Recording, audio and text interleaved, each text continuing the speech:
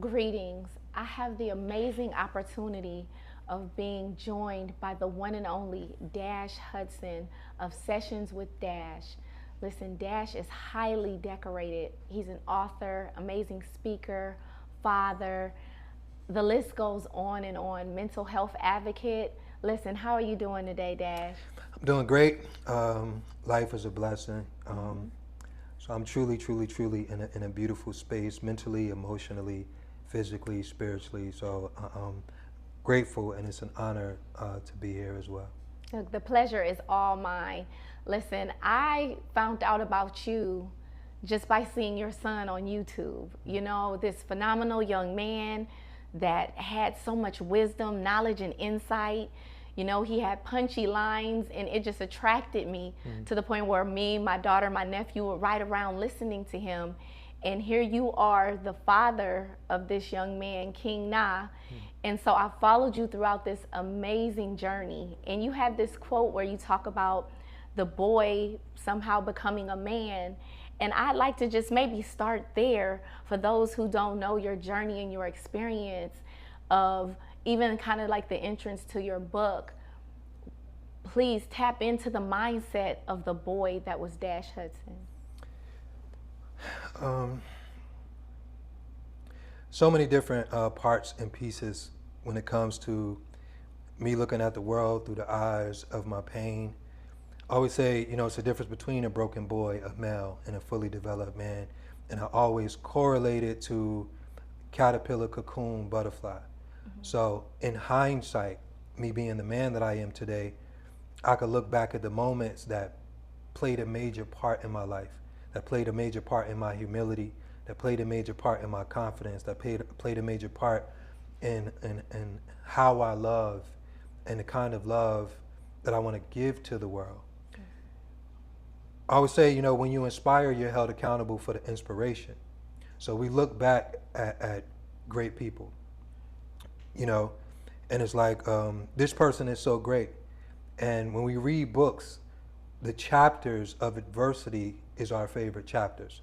So I have chapters in my life, you know, being physically abused at the age of 6, growing up in foster homes, mental health facilities, watching my friends die in front of me, you know, growing up without a father, being physically abused by my mother as well. And you know, I'm dancing with the algorithm because, you know, I continue to get like strikes sometimes. So I'll say molested. You know, I was molested at the age of 6 on my way to school. So going through those trials and tribulations and going through those moments that give me the opportunity to feel and to connect to the man that I am today.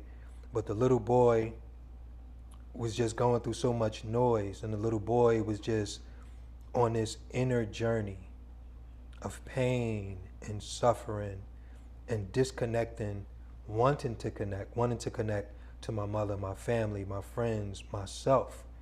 But, you know, not having an identity or an idea of what my inner reflection looked like. The little boy just existed. There was no definition, there was no contrast, there was no color to my existence. I was just collecting life. And so, what was that little boy, your inner self, what were you longing for at that time? A father, reflection. I talk about in the book, you know, it's those moments that you remember that you can speak to the world today.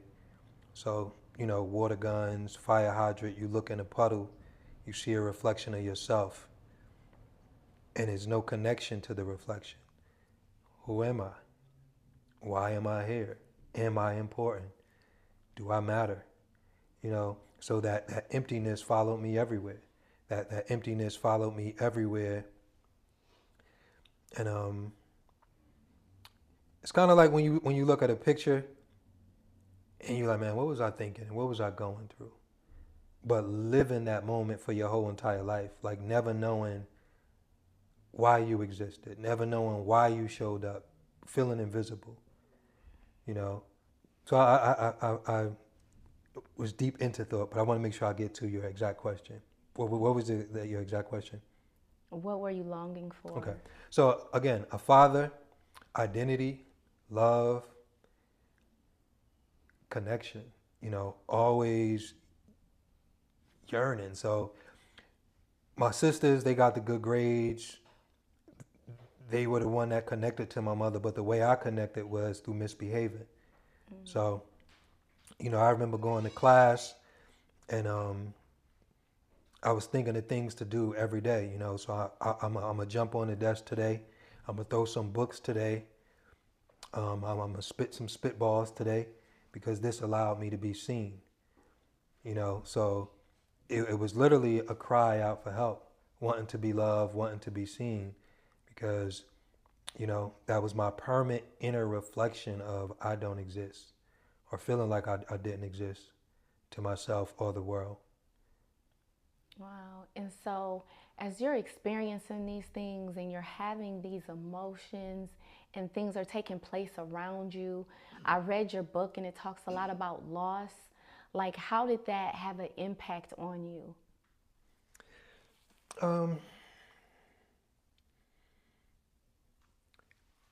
It was a few moments in my life, like where you reflect on losing people. I lost my younger brother, Julian, actually, I think at like 6 months. So I didn't know how to process that. That's when I think I was 11 or 12. I didn't know how to process that. And then growing up, 14, 15, and my friend is in school today, then he's dead, then we're going to his funeral, and then my friend's still in cars. So death started to just be a rhythm. Death started to be a normal occurrence. Losing my friends, gun violence. Literally, we back on the block the next day, stepping in the blood, not even conscious, and never having the opportunity to process it. I remember one of my friends, I want to say his full name, but his name was Dwayne. In school, literally, like the whole class went, like literally, the whole class went to the funeral. And now that I even think back, like we didn't, there was no mental process for us to process, or they didn't even, it was no separation, and it was no awareness to go, maybe they are mentally and emotionally impacted. It's like, hey, we just go to the funeral, we go back to school, we go back to class, everything is normal. So death and loss just became Monday, Tuesday, Wednesday. You got Jordans, and it's just life. And so, at that stage of your life, how would you define love? A belt. My mother, the first time I heard the word love consistently, my mother would hit me and tell me I'm doing this because I love you. So the first times I heard love consistently came with pain. So that was the correlation. That was what I identified love to, come with. It's like you go to McDonald's, you get the Happy Meals, and it's the toys, and you're happy. It's like, love come with pain. That's heavy. And that's that again. That's the only time I got time, attention, affection. Mm-hmm. I knew I was going to get my mother's undivided attention if I was acting up. That's the way I competed. I'll tell you about this one incident. I got hit by a car 2 times. The first time, it was like a minor hit. The car hit me, I fell, got up, running, I'm playing in the yard. Second time, I think I was like 12, 13. I literally remember the street, 21st Street in Irvington. I was chasing my cousin. It was a blue van in the front. So he ran out first. So I'm peeking out. I see where he ran. I'm running full steam trying to chase him. Car just hit me. Boom. So it hit me, and I flew up a little bit. boom, I just fell back on my back.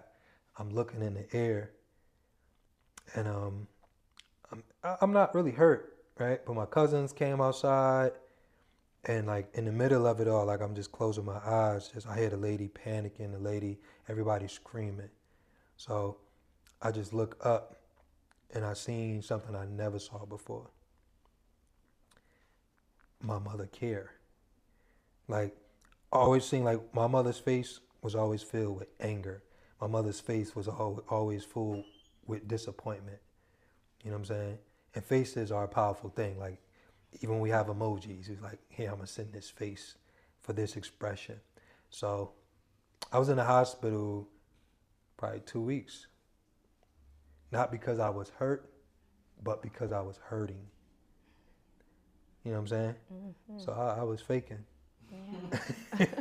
So you could get some love and affection. Everybody laughing at my pain. Like serious, I was faking because I wanted to save my mother's face. I wanted to save her love. I wanted to hold on to it. I wanted to remember it. So if you think about that, not because I was hurt, it had nothing to do with the car accident. It had everything to do with my childhood. It had everything to do with the fact that I never seen my mother care. And not because she didn't care, I just never seen it on her face. So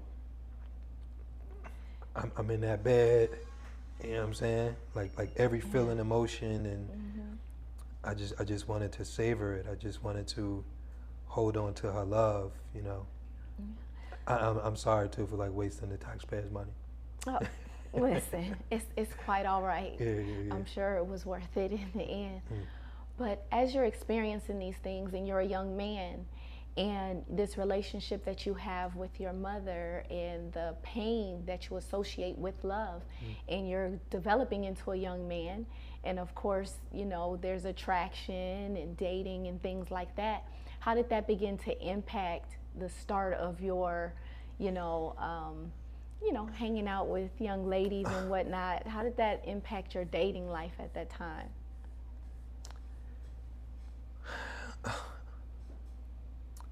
Love wasn't included. You know, remember I said like with the Happy Meal, me interacting with young ladies, I had a prop mentality, you know. So when I say a prop mentality, I grew up in an environment where there wasn't no role models, you know. There wasn't mentally and emotionally balanced men. My father wasn't there, so I learned from the television. You know, ain't nothing but a G thing. You know what I'm saying? Like I learned from the television. I learned from, if you think about the directors, you know, bring the women out, bring the cars, bring the women. So me interacting and connecting with females for the first time, it was empty. It was a void. And they was there for my satisfaction. There was no love, and I think I was void at that time of feeling any heartache, pain. You know, I know sometimes that dysfunction can create a level of transfer pain, meaning that I hate this pain and heartache and conflict and connection that I have with my mother, so I'm gonna take it out on everyone else. It wasn't a transfer of pain. It was a numbness. It was an emptiness, it was a brokenness, it was a disconnect. So I didn't meet women for them, young ladies for them, I met them for me. So it was only what can y'all do for me, or what can I get out of, you know, so I didn't have like a full capacity or full understanding on the value of a young lady or a woman. It took me some time to grow that. Wow, that's powerful, because I think a lot of people may have experienced that, both men and women, but just to be transparent and aware enough to be able to vocalize it is a powerful thing in and of itself. And so on this journey, you're experiencing this, and so walk me into how becoming a father plays into this journey. Big steps, big steps, and those are two different distances. I actually tried to kill my son, right? Let me unpack that. hot dogs, chicken nuggets. Everything was speed. I was a speed dad. Well, let me give like the full unpack and the full correlation of that. Um, Me and my son mother, we connected through a trauma bond. I was physically abused as a young man. She was physically abused as a young lady. So I feel like we both was the inner void that we both was missing. So, I met her around 13, 14. But the reason that my son mother is so powerful and so special, that she was the first girl I seen see me. You know what I'm saying? Like, because it's like, okay, you're there, but it's like, especially like back then, dark skin wasn't cool, so you got all the dark skin ugly jokes, and like his mom's beautiful long hair, light skin, like that's what the movies promoted. So the fact that she blew breath into my life, like that gave me like, so that's why I always say, like, I understand, like, it's a quote where women say, I'm not here to raise a man, but I always say the fact that you are a woman, you are always raising a man. And in that transaction, like, she raised my level of awareness, she raised my level of confidence, just by the fact that she showed me I was alive, and that I existed. Small interaction, you know what I'm saying? But the fact that it's like, like, oh, me? You know what I'm saying? It's like, now that turns into, I do exist. I am here. So my son, I remember the day I made him. Nah. He's really like a love baby. He's a love baby. And he was an experiment, meaning I didn't know how, I didn't have the answers, but I knew I loved him enough to kill myself. And this is what I mean by that. Sometimes we have a problem with losing our mind, right? But if you wake up every day and you don't like yourself, you hate yourself, you make excuses, please lose your mind. You know what I'm saying? Yes. So I didn't love myself. No discipline, no true commitment, no integrity. I wasn't operating from a moral compass. So my son was a mirror for me to challenge myself, even academically. Like, I didn't have the answers. I didn't have, but it's like he made me say, man, I want to be here for you. I want to be here for you. I want to live for you. I want to love for you. I want to challenge myself for you. And he was the first person that gave me the opportunity to practice love, because everybody else was an enemy. You know what I'm saying? Because it's like, if my own mother did what she did to me, stenching cords, brooms, umbrellas, mops, whatever was close, you know what I'm saying, you get hit with it. And it was like a normality, you know. I can't, I'm trying to like process it if I processed it as hate. I just thought it was like, it was normal, so, okay, this is my mother. She introduced me to love through pain. Okay, going to the foster homes, meeting foster parents, meeting therapists, meeting everyone with empty emotions. So the whole entire world is this empty place where no one genuinely loves you. No one genuinely cares about you.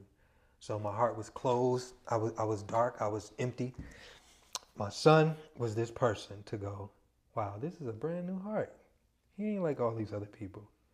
I'm going to do everything in my power to make sure, I give him the life, love, time, and attention, affection, and energy that I wish I had. So that's why I always say, like, I raised my son like I was trying to save myself. I never cheated him.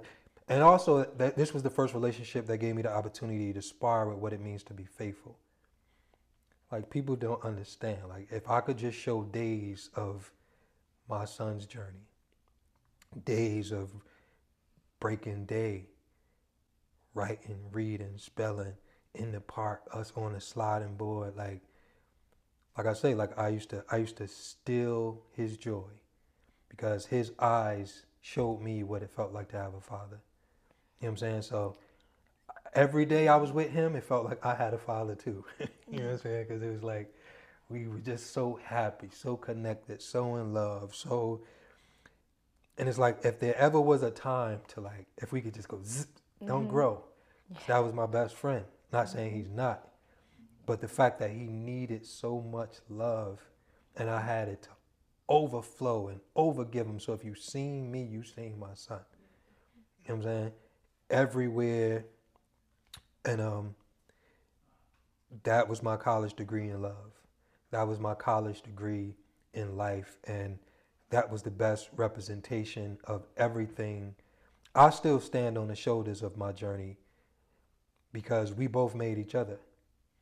You know what I'm saying? I always say it's like when a dog chase you and you climb a 10-foot gate and you like, right? But if it wasn't for the dog, you like, I ain't climbing that. You know what I'm saying? Like, he was my motivation to climb every gate. I'm still trying to do stuff I did because he was there. Like, and his motivation is like, we not doing it. Like, we not doing stuttering on cat. You know what I'm saying? Like that. I was in class. I'm like,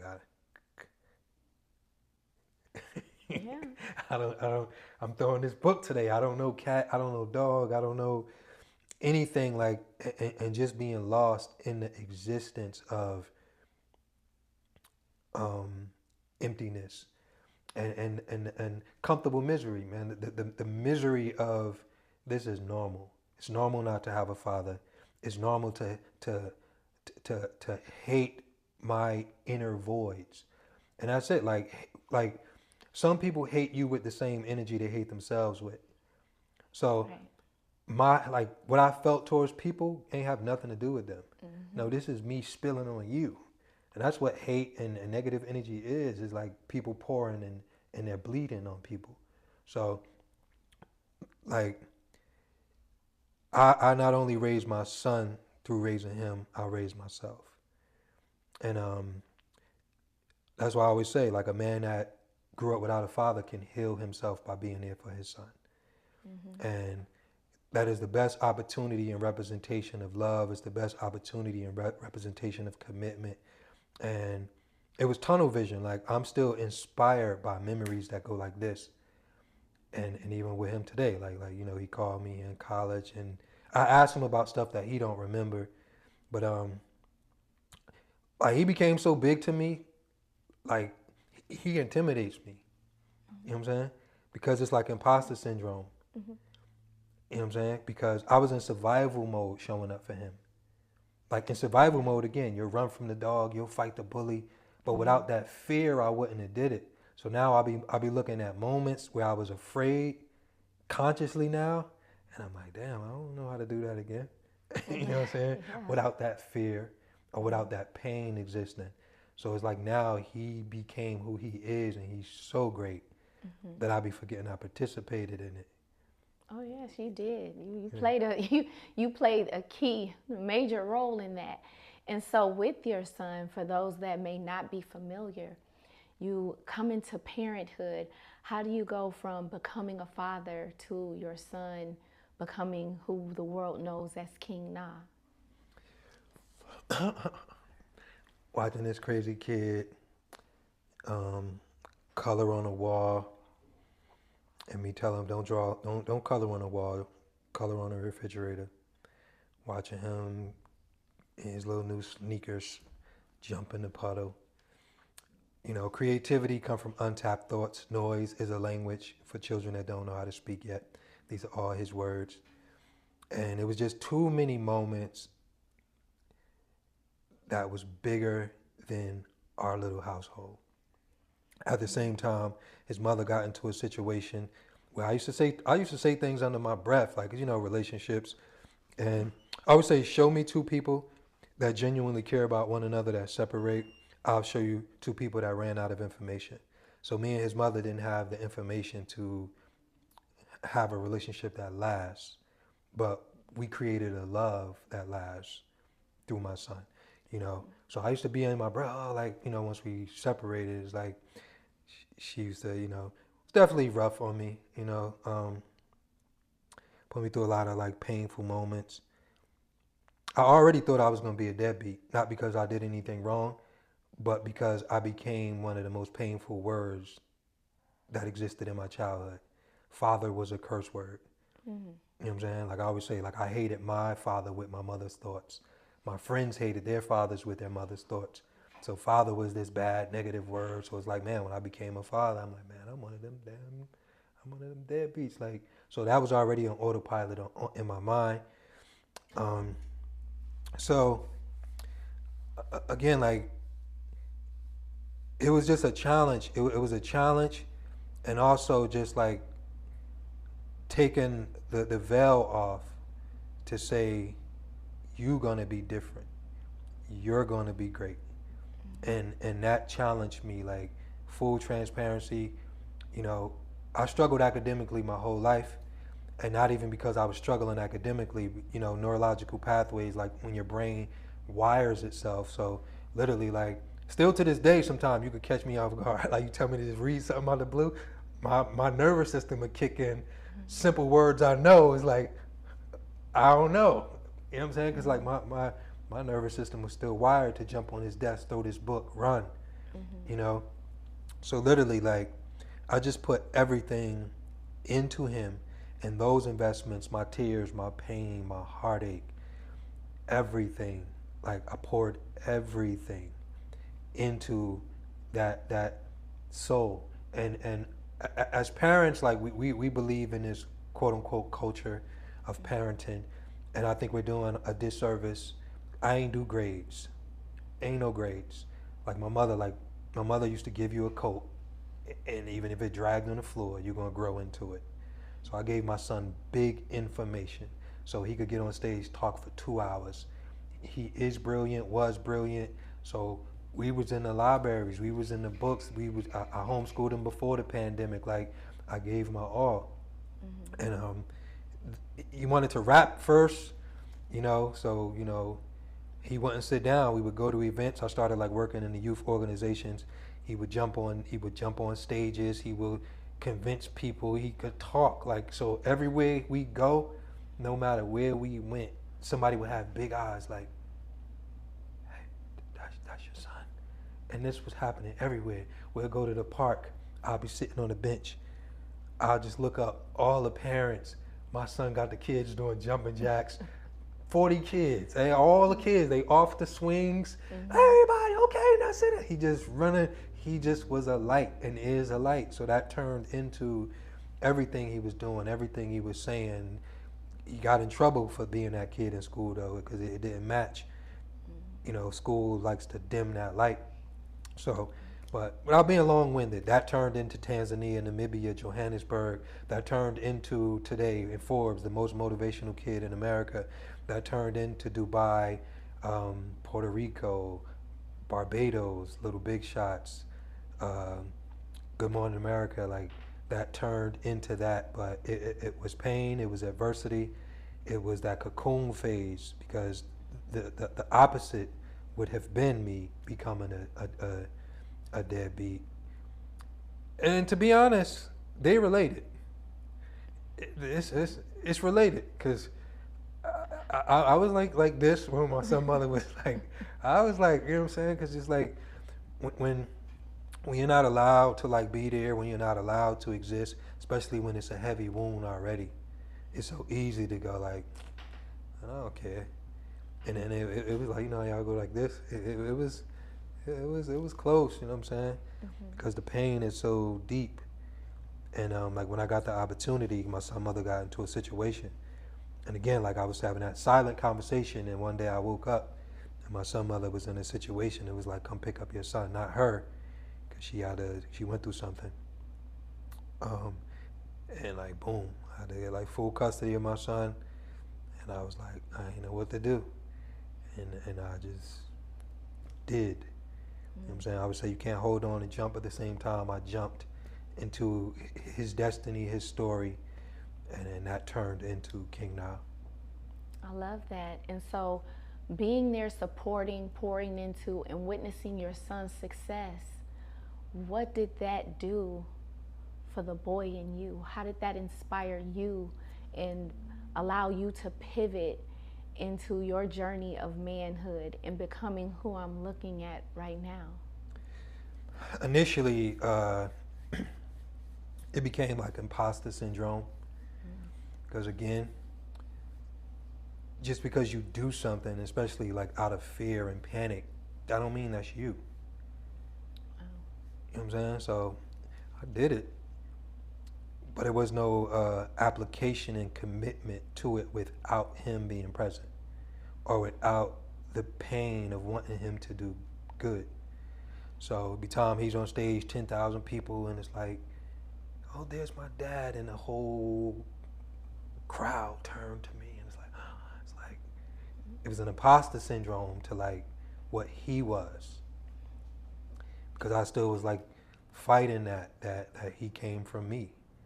Wow. You know what I'm saying? Even when I used to read the comments, like, oh, he's adopted, his parents is Asian, he's a plant. You know what I'm saying? Like, I used to read the comments. He was on Good Morning America. Like, I ain't want to be on none of those shows. I ain't want to be in Forbes. I ain't want to be, because all of that was triggering wasn't what I wasn't ready to say. And I wasn't ready to say when they go, who are you? What is your story? And you know, I discovered that in therapy. I salute my brother Tyrese, you know, when he was going through his situation with his daughter, you know, we was building around that time, so he actually connected me, so we was going to like the same therapist. And it was around a time, you know, my son had like 3,000 pictures.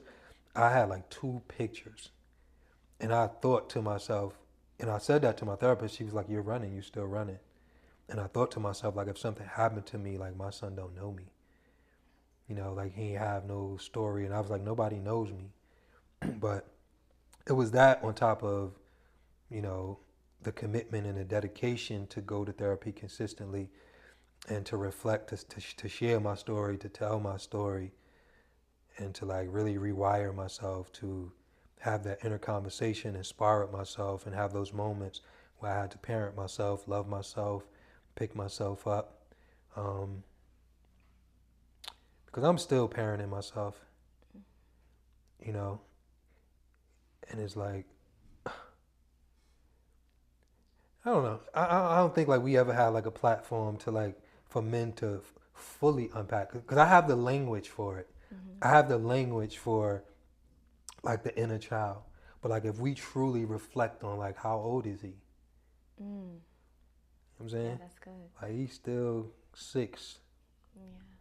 Yeah. So that'd be the problem in relationships sometimes. Like somebody is attracted to the mountain you are, the giant. Like, wow, oh my God, he's so. But then like that little glitch happened. It's like, who the hell?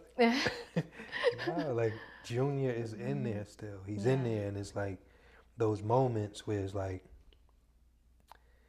it takes a level of empathy and compassion, because sometimes people want you for the reasons they want you, and not for the reasons and not for the way that you show up. And it's like when you go to the supermarket, you understand it's a process. You don't just eat the eggs the way they come. Yeah. You know what I'm Cook it. saying? Yeah, like put some heat on it. I'm still cooking. I love that. Like I'm not done yet. Like, but some people don't want to cook. Yeah. They want you done. They want you like, no, like I'm still cooking. Yeah. You know what I'm saying? It takes time. Like my whole life, I've been healing, recovering from my old life. And I don't feel we should rush that. You're right. You know what I'm saying? So sometimes we're willing to cheat on ourselves to pretend to be a version of ourselves that somebody else approve of. And then we neglect the cooking process. And it's like, you ain't done yet, but you still rushing that relationship. Right. You know you ain't done. You know you soft in the middle, pretending you something else on the outside. Right. And then you're bleeding on somebody that's trying to figure you out. You know what I'm saying? Because they're attracted to this version of you that was on the box.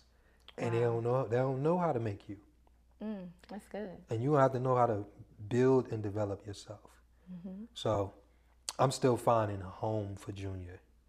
And, you know, like I say, the contradiction is like, I could look at my son, okay, my son was a different project. Like, he ain't come with trauma included, pain included. My journey came with pain, adversity. I have been victimized, but I am not a victim, you know. Yes. And so you spoke in there about going to therapy. And I know a lot of times when we hear the word therapy, there can be immediate resistance. Were you open to the idea when it was first presented to you, or how did you end up going to therapy as a man? Because I feel like a lot of times with men that I've, been familiar with, it's like a woman or a family member or an organization pushes you into obtaining that assistance with your mental and emotional health. So what was that journey like for you? Like there's a big conversation online right now with what's her name? What's the doctor or the lady they saying don't have a license? Oh, Bryant, Dr. Bryant. Yeah, right. And it's like, okay, I'm not practicing with my license, right? Mm-hmm.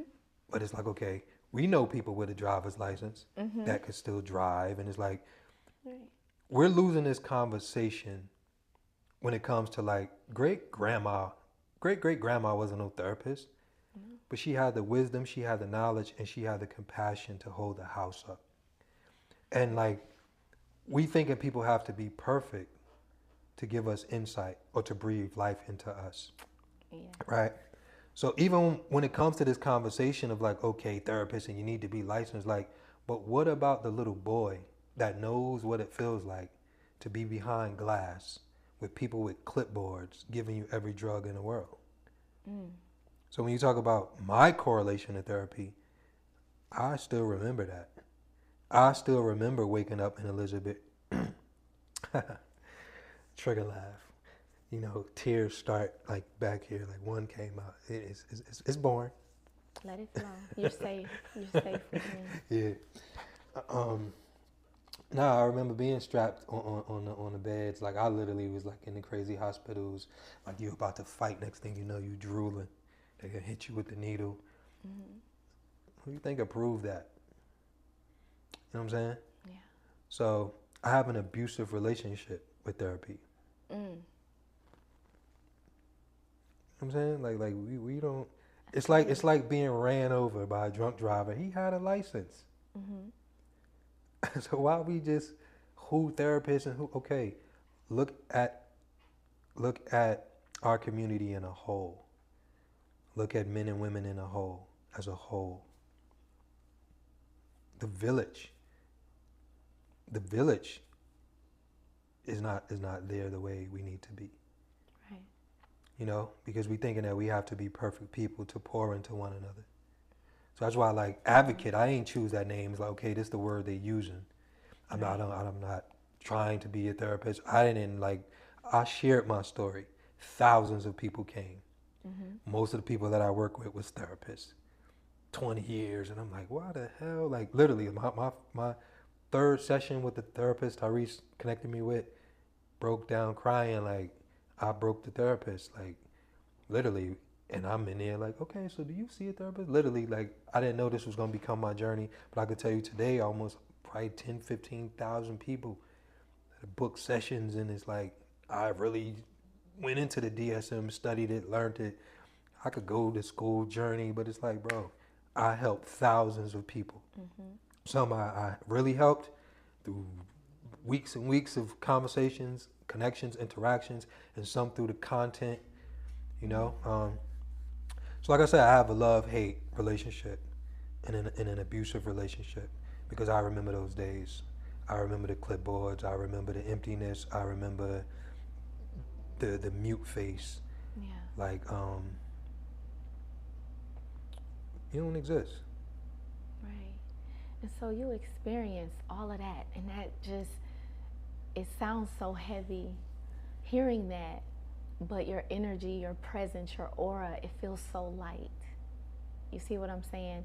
And so you went through a process of unpacking some of the things that you experienced, but you have a natural, God-given gift for working with people when it comes to mental and emotional and just growth. Even with me personally, when you speak to me, it's like, wow, it's like a breath of fresh air. Like they say, when you speak to someone that sees you in a certain light, when did you realize that you had this gift? Did you speak, or how did that come about? Nah, thank you for that. Trying to make me cry. Damn. Because you do. You touch No, people. no. I'm realizing like too many tears coming now. It was like two of them back then that I could hold. Like they trying to come out now though. Damn. Well, let me be the advocate for this moment. There's nothing wrong with crying. There's nothing wrong with letting your tears out. I don't care about crying. I just hate the voice when you cry. But your voice is powerful. I hate the like that. That's what I be trying to stop that voice from coming. You know what I'm saying? Because it takes time. It's like you can't ever like talk through tears. Like So it's a moment. I be trying to like stop that, but take your time. Take a deep breath. you did your job though. We got one. This one going. Let me go cry.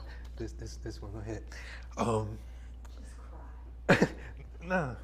It's right here. I'm crying. I'm trying to get it out. We have a job to do, but off camera, people, I'm gonna cry. I'm gonna let it out and stuff like that. Because I don't advocate for holding it in and all that. Like crying is beautiful. You know what I'm saying? Emotion is energy in motion. Yes. But to answer your question, you me. You know what I'm saying? Like I have the ability, like empathy and compassion is the emotional binoculars to see further into a person's existence. You know what I'm saying? So like I have the ability sometimes to like read pain, connect to pain, feel it. And even where I am today, like as a man, right? Like I honor women so much. I honor people so much. But the reason that is unique with women, because like the same pain I used to take advantage of, like I be wanting like to like love that. You know what I'm saying? So it's like I don't it's like the like if you watch nature, right?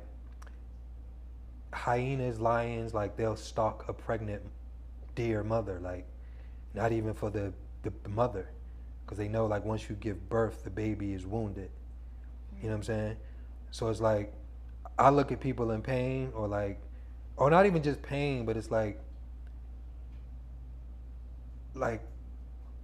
being mentally and emotionally stable is like so attractive, and not only because it's attractive, but because it's a whole energy. If someone is wounded and broken, they're breaking, like so like they can't even really connect to you all the way. So it's like I remember relationships and times like, oh, my boyfriend, and I remember pretending like I cared. Nah, seriously, like, oh yeah, he did what, girl? Like, oh yeah, I've been crying, like. like seriously. Aww. I remember pretending like I cared. Yeah. Now that's some transparency for you. Nah, like unfortunately, because men know that's the baby deer. Like men know, they watch the Facebooks. They know, like, but that energy, like I don't like that. Right. You know what I'm saying? Like I like like go do some push-ups. Go. You know what I'm saying? So I'd rather like hear, you know what I'm saying? Give you the love, time, attention, affection. And it's not just women, like it's people. Right. You know what I'm saying? And I feel like we're in a culture and we're in a space where we hunting each other and we take advantage of each other. And it's like we want each other wounded because it makes it easier for us to feed off of someone's emptiness. So I love people with the same love I have for myself. You know what I'm saying? Even when that don't benefit me.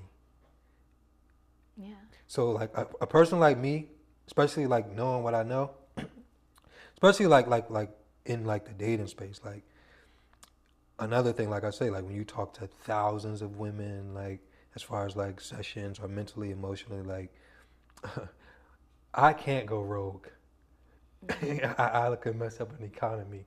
You know what I'm saying? Yeah. Because like when you know like the simple things, China, you're beautiful. Right? Like chemically, I know oxytocin done went off. Like that's the bonding hormone. Right. Like Yeah. that's not fear for me to do that. You know what I'm saying? So I'm not here to weaponize like what I know. And so like I say, and it's a discipline that comes with that. It's a discipline that comes with like being responsible, because we don't have that for one another anymore. You know what I'm saying? And I feel like as men and women, we are both emotionally dehydrated for that. Right. You know what I'm saying? I agree. And I feel like women may feel that sometime, like with the new thing, like, you know, well, not new thing, but like homosexuality. Like a woman can have a gay friend and have a level of safety there, but like a lot of women don't have a lot of men or male friends. Where they feel safe. And again, like it's a feed though. It's a feed and it's a charge that comes with discipline and stability. So, but it's still like a sparring and it's a dance. But nah, man, like I'm just big on that, you know. But that started with my son. That started with his brothers and sisters. Like literally, it was a time where people thought I had 5 and 6 kids because I got cool with my son's brothers' fathers, and I got 6 kids with me in the park. And they're like, "Oh, these your kids? Oh no, well this is his." And it's like, nah, like it started there, and it's like, you know, life gave me the opportunity to spar deeply, and it's the same thing. Like we talk about, you know, my mother passing, and like me being related to the pain I felt. So I was able to like honor death. And I don't think a lot of people been there. And it's so difficult to like have these conversations. Yeah. You know, if my sisters and them watching this, I was trying to explain it, but I seen their face go, if you like to make a call, please. And it's like, damn. Yeah. They don't get me. Because it's they may not be able to relate. And on this, Even you, like talk about, yeah, like it was Mother's Day. China sent me this. Oh, I know how you feel. You know? I'm like, China, I wasn't thinking about that. You're Yes. like, I know True you're sad. story. I know you're sad True story. today. I'm like, China, True I'm not sad story. today. I feel great. Like, yeah, you know what I'm saying? Because I'm honoring it. And it's like, yeah, I know we get lost there. Like, I mourned my mother alive. yeah, that's heavy. You know what I'm saying? Because she one of the mothers, she going to drink what she want to drink, eat what she want to eat, do what she want to do. So I'm like, oh, boy, these 6 Pepsis. Yeah, these Lipton iced teas. yeah, What yeah. this Listen, these honey buns. listen, and that's, you know, that's phenomenal in and of itself, the growth there. But while we're on the subject of your mother, Yeah. I want to tap into a post that you did that really caught my eye, and I enjoyed it as I watched it, and I think a lot of others did as well. When you talked about dating your mother, look, can you dive into that a little bit for me? So I knew that post was going to work once the title came to me. You know, because we're dealing with an algorithm and we're dealing with shock value. So, you know, me dating my mother, the whole concept is me finally having the opportunity. And I used to joke with my mother. I'm like, I'm the first man you ever met in your life. You know what I'm saying? Real man. Because the thing about a man, like as we grow as men, I know my mother men now. Because we talking about characteristics. I'm able to go, okay, he came Friday, like, okay, what's this? Like, Ma, I know what you was doing. I know these kind of men. I grew up with them. You know, not to say anything negative, but now when you talk about a man, a fully developed man, like, okay, I have the patience, Mom, to love you through you cursing me out, you yelling at me. And, you know, so it was a time of my life, all the pain, the trials and tribulations, the physical abuse, verbal abuse, and that inner void, that inner pain that could have been outward hurt, hate, neglect, abandonment. So even when I communicate this, people say, you know, that Stockholm syndrome. No, I went through every feeling and emotion. I went through, you know, the withdrawal, the disconnect, with thinking that my mother was consciously inflicting this pain on me. But again, like it took me 2 years to like process my mother as a human, because sometimes we have superhero syndrome and we just think our parents know. Right. And we don't ever step back to go, who was this person when they was just a person? What is their story? So that's, you know, I was blessed enough to have that opportunity to see my mother as a person, to see my mother as a young lady, and to like spend time with her. Trust me, she slammed doors, she yelled at me, but one thing I had to stop doing, I had to stop making it about myself. You know, why you send me to the foster home? Why, even though I wanted to get my pain out and I wanted to know all of these whys, why you ain't say nothing when I told you I was molested and all of this. I wanted to get it all. I wanted to get every answer, but I noticed my mother would slam doors, shut down. She didn't want to deal with it. But that's what went into the whole dating process of me getting that aha moment. Like, let me remove my pain for a minute. What is her story? What is her plight? What is her existence? So, you know, started taking my mother out to eat, started going to the movies, started playing cards, old maids, and simple things, you know, taking my mother to the mall. One time she was scared to go down the escalator. I didn't understand. So just got to know her. I would have never dated my mother though. But like in real life, she I'm talking about like if she was a girl, but literally like, but as her son, having that compassion and empathy and love, my mother needed it. She needed it, you know. So that became this volcano of understanding and love and compassion. So I found out my mother was molested. I found out my mother been through trauma, been through pain, and no one ever held a safe space for her. And I was the first person to hold a safe space. I was the first person to be there for her story, to be there for her plight, to be there for her pain. And I'm happy to say, you know, to my mom's last day, like my best friend, my homie, just pick her up, troll her. Like, this is something I love to do to my moms. As long as you tell her something with drama in the beginning and the end, she don't hear what you said in the middle. Mom, somebody got shot on 4th Ave. It was crazy. All the cops came out there. An elephant was driving. And then, you know, it was crazy. And it was like 2 bloods. Somebody got shot. Like, she don't hear the... She's just like one of them people. She like the lady in the living color. So I used to just get a kick out of like trolling her, making crazy stories. My sister won the lottery. You know what I'm saying? Like, she ain't telling nobody. Like, I used to troll my mom. So... It's a guy named Bobby on Instagram. Like I got 2 phones, so I literally like would fake call my mother. I did this for like a year. Like I told my mother I was hooking her up with this man. Like I was sending her pictures, saying what's up, ma? Like really trolling her. She's like, why you got this man calling me? Like, but just fun stuff. I need a life. Yeah. But no, my mother made me smile like that. That's like beautiful. I used to love doing stuff like that to her. That's so, beautiful. Yeah. Well, I want to dive into some of the things that you're doing, but before we go there, what would you say to a mom that has a son and the power of her words and influence over him? Your voice becomes his subconscious. Like I hear my mother. You know, like you're programming him. Same way Steve Jobs, you know, creates Apple devices. Like I always say, like, are you creating the same kind of man you're complaining about? You know, so like I've been every man. I've been a narcissist. I've been the cold, numb, dismissive, egotistical, but not because I wanted to be malicious, cold, or callous. But you know, a narcissist is someone that, you know, it's about me. Like, okay, the reason I don't care about you because I don't care about me. Right. The reason I don't love you because I don't love me. The reason I don't got no discipline for you because I don't got no discipline for me. Yeah. Like I just completed an ebook. The man is the mirror. So a lot of time women are like, oh, you just go like this. Right. Or let the man hold the mirror and see yourself.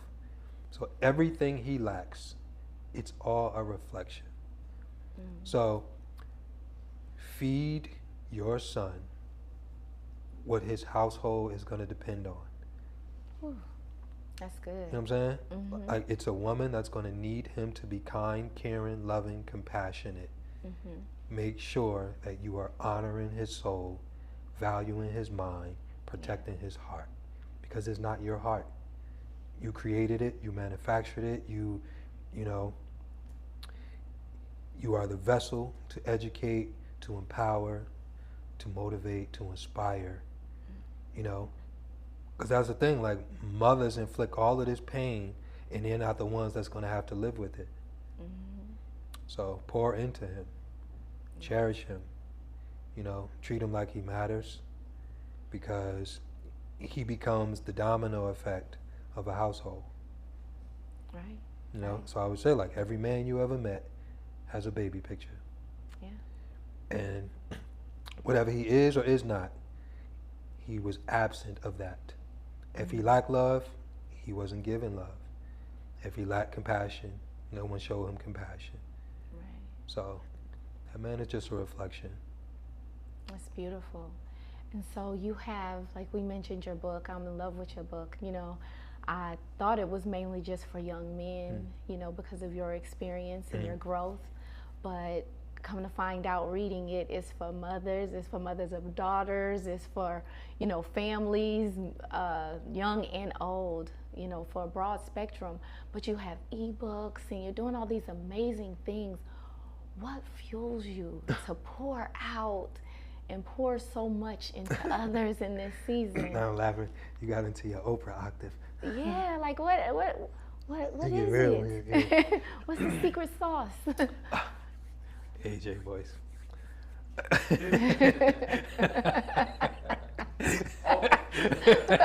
Pause.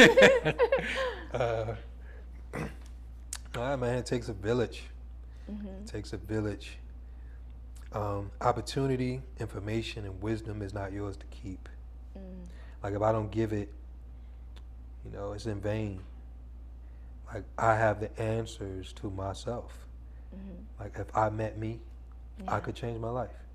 But it's little me's that's going through the same pain, adversity, and challenges that I know come across my information, my videos. I work with them, I talk to them, I speak with them, and I'm still, like, growing. I'm still growing. I'm still becoming. And again, like I say, you can't hold on and jump at the same time. For many years, I wasn't ready to be me. You know what I'm saying? Like, I just want to go to ShopRite. I just want to go to Sprouts. I don't want to, oh, yo, like, oh, damn, what the hell? Like, you know what I'm saying? Like, because when you inspire, you're held accountable for the inspiration. So it took me time to get here, to be ready, to show up. So I have a job to do. And I'm finally out of my way, mentally and emotionally, and I just want to work for myself, meaning, like, that young man that's going through the same pain. Life is a language, and conversations control your destiny. Like, I have to give it. So like, I'm here today. I'm truly grateful for every moment in my life. You know what I'm saying? I'm truly grateful for every moment in my life. Like, my most painful moments. And, like, of course, like, I'm not speaking for Junior. You know what I'm saying? I honor him. He survived them. For me, I'm translating them, I'm articulating them, I'm sharing them with the world. But he survived the hardest parts. My job was to speak it and articulate it and put it into words and put it into books, and now show up on these stages, these shows, and just do my part. Because through my voice, I'm saving lives. And sometimes we have to get out of our own way. Like, your destiny, you don't care how tired you is, get up. You know what I'm saying? Stop being lazy. Like, somebody is a life is depending on you. Be like, oh, I don't feel like that video you don't feel like recording. Someone's life is dependent on it. That book that you delaying and like, that is someone's destiny in your pages. Your story don't even belong to you. Chapter 6, that is someone's unlock. You gonna free their whole soul. I see it and get the messages every day. and it's my most painful pockets where I could just people meet you there, like, I meet grown men, like whole men where I like you could tell like they meet you intimately, like your story touched them. Yes. I'm out of my way, like no ego, no, it's my purpose. I love that. That's it. So Dash Hudson, this wonderful journey that you've lived, what would you like to be your legacy? Funny. I live that every day. Like I always say, you only work for your memory. So, I went by Dash living because I always say we know the date that we're born. We don't know when we're going to perish, or we don't know our last day. So we're living that Dash. I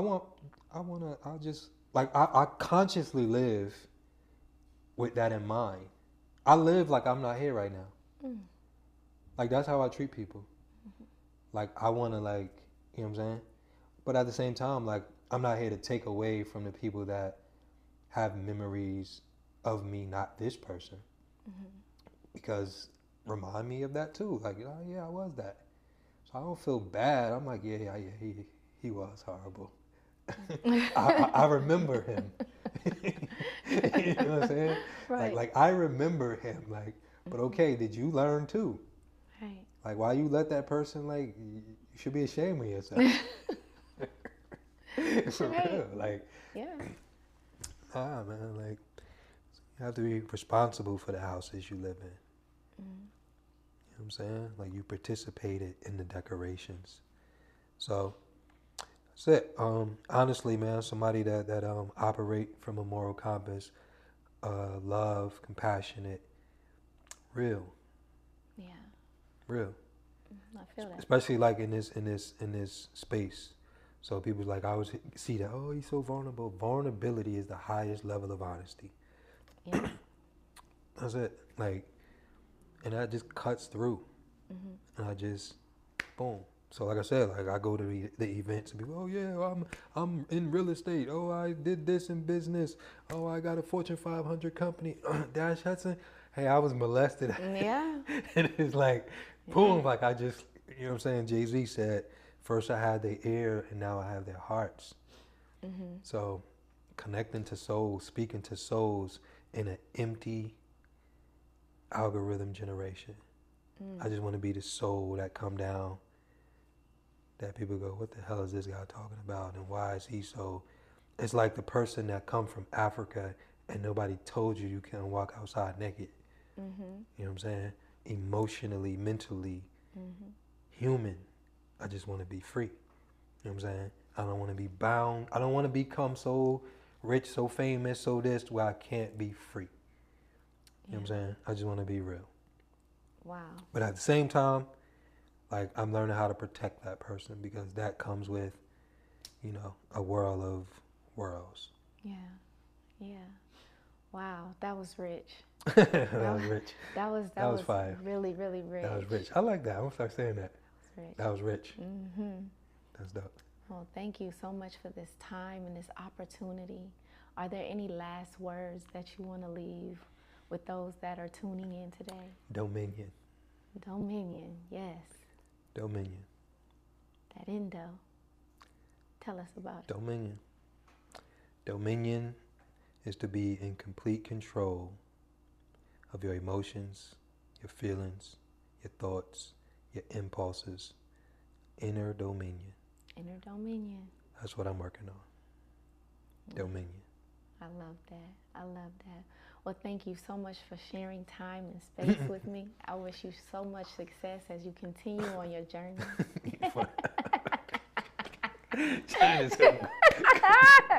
No, this was good. Yeah, this was really good. You Amazing, amazing, amazing. Hilarious. What? That's good. Hi, everybody. And cut.